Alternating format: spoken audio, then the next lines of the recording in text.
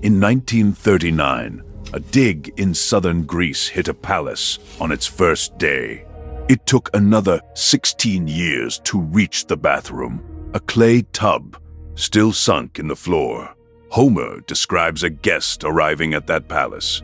The king's daughter bathes him and rubs him with oil. The poem is nearly 3,000 years old, and the bathroom is real.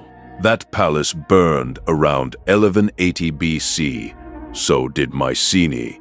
So did Tiryns. The whirlpool Homer set beside Scylla still turns in the Strait of Messina, and the rivers he names at the mouth of the underworld still meet in northwestern Greece. So, how much of Odysseus's voyage is a real map? You can stand in some of it, the strait, the rivers, the hill, but the answer doesn't land until Ithaca. The voyage begins somewhere real. Troy burns, the war ends, and 12 ships turn for home along the coast.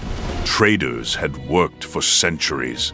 Their first stop is a raid on Ismaros, a town on the Thracian shore that archaeologists think they have found. And Homer is blunt about it.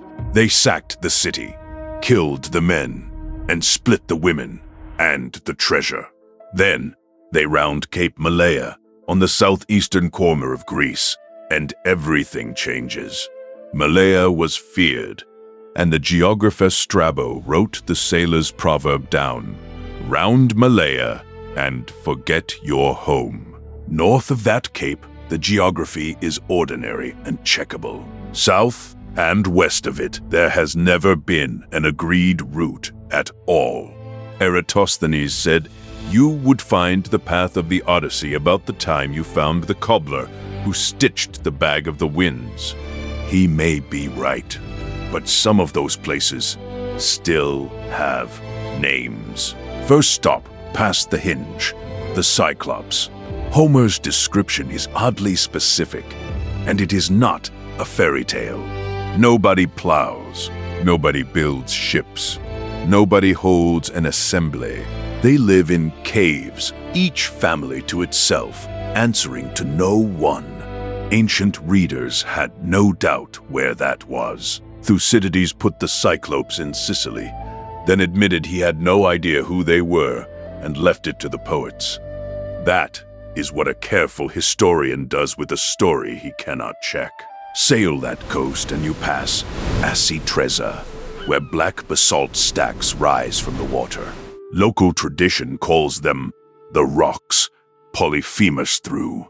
That is folklore. The landscape underneath it is not, and Odysseus never fights his way in. He walks into an empty cave and waits for the owner to come home, because nobody there is organized enough to stop him. Then, the map does something nobody expects. Circe sends Odysseus to the land of the dead, and she sends him past the edge of the world, across the ocean, into permanent fog. But the rivers she names at the end of it are not invented. Go to where Pyriphlegethon and Cocytus pour into a third river called Acheron, she tells him, and beach your ship where the waters meet. The Acheron and the Cocytus are real rivers in Epirus, and they still run together under those names. Pausanias worked this out 1,800 years ago. The poet borrowed the names from a real place. At that confluence, in 1958, the archaeologist Sotirios Dikaris dug up a building with walls 3 meters thick and a vaulted chamber underground, and read it as an oracle of the dead. That has not held up. The same dig turned up catapult, parts, plows, and grain jars, and most archaeologists now read it as a fortified farm. The building is Hellenistic anyway, raised long after the poem. But nobody disputes the rivers, and nobody disputes the oracle. Herodotus has a tyrant of Corinth, sending messengers to an oracle of the dead, on the Acheron to question his own murdered wife. The ghost is real. The address is disputed. Sail back out and west, and you reach the most famous hazard in the poem. Scylla and Charybdis, a monster on one side, a whirlpool on the other. Homer says the passage is narrow enough to shoot an arrow across. One strait fits that better than any other. Messina, 2 seas meet there, running about 5 hours out of phase. So the water on one side sits a foot higher than the water on the other. Twice a day the tide drags the difference through the gap. The result is real. Standing waves, rips, and whirlpools the locals still call by name. A small boat could not fight it. Homer says, Charybdis swallows 3 times a day.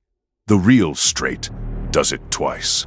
He got the number wrong, and the water right. That is the pattern for the whole voyage.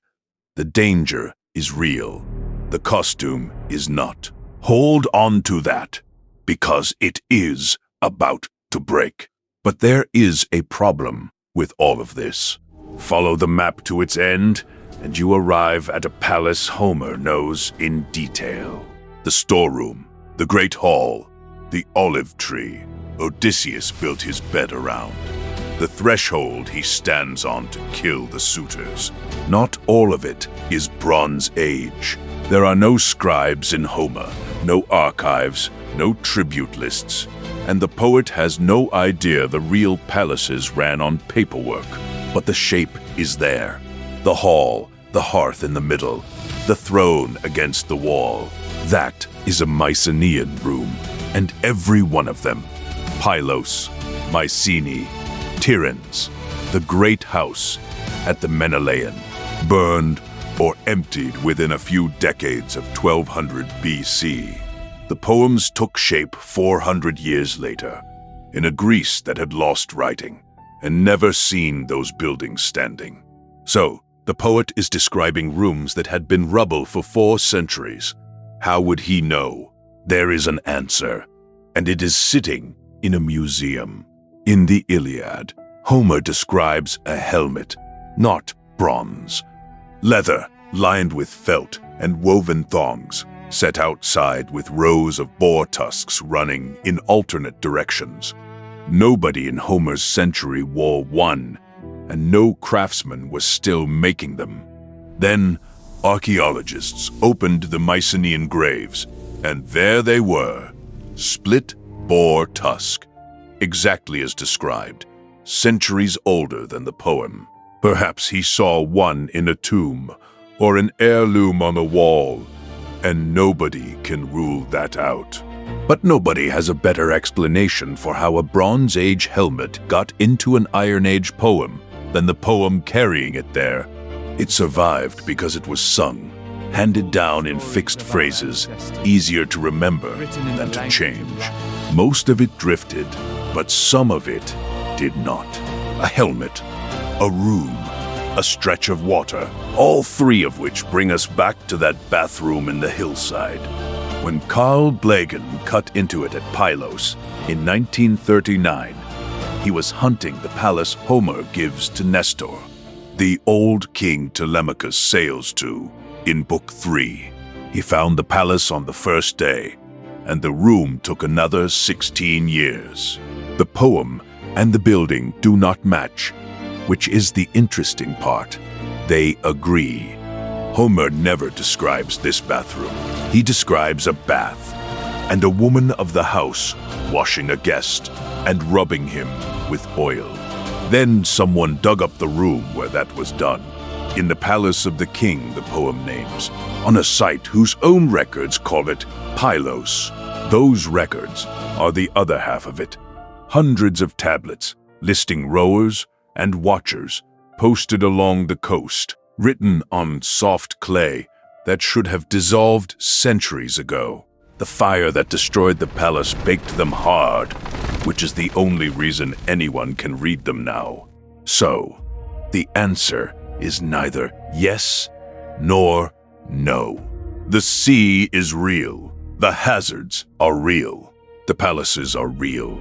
And every one of them was already ash when the poem found its words, which leaves Ithaca. There is an island called Ithaca, though some argue Homer meant a different piece of land altogether, and that argument reopened this year.